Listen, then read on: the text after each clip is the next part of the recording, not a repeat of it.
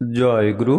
ইষ্টপ্রাণ দাদা ও মায়েরা, আজ ইষ্ট প্রসঙ্গে জেনে নেব পরম দয়াল শ্রী শ্রী ঠাকুর বলে দিয়েছেন সব বিপদ আপদকে সহজে অতিক্রম করার উপায়, যা করলে সহজে আপদ বিপদকে আমরা অতিক্রম করতে পারব, বিপদ আমাদের একটুও টলাতে পারবে না। রক্ষা কবচ বলে দিয়েছেন পরম দয়াল। জেনে নেব বিস্তারিত।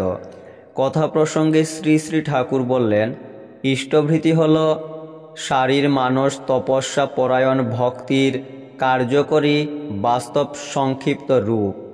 ইষ্টভৃতি ঠিকঠাকভাবে করতে গেলে তা অর্থ ভাবনা সহ জপ আনে, সঙ্গে সঙ্গে আনে ইষ্টস্বার্থ প্রতিষ্ঠামূলক মনন সমন্বিত ধ্যান।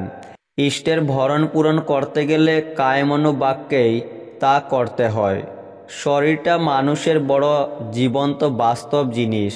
কোনো ব্যাপারে আগ্রহ সহকারে শরীরটাকে নিয়োজিত করলে মন বাক্যও তার পিছু পিছু ছোটে।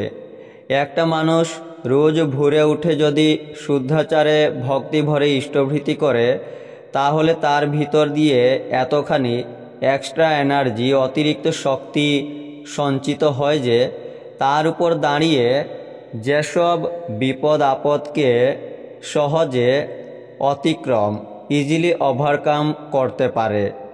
অন্য মানুষ যেখানে ভেঙে পড়ে সেখানে সে অটল হয়ে দাঁড়িয়ে থাকে। শ্রী শ্রী ঠাকুর বলেছেন, ইন্দ্রজিৎ ছিল অজেয়, তার মূল ছিল নিকুম্ভিলার যজ্ঞ, কিন্তু যেদিন তার সেই যজ্ঞে ব্যাঘাত হলো সেদিনেই তার বিনাশ সম্ভব হলো।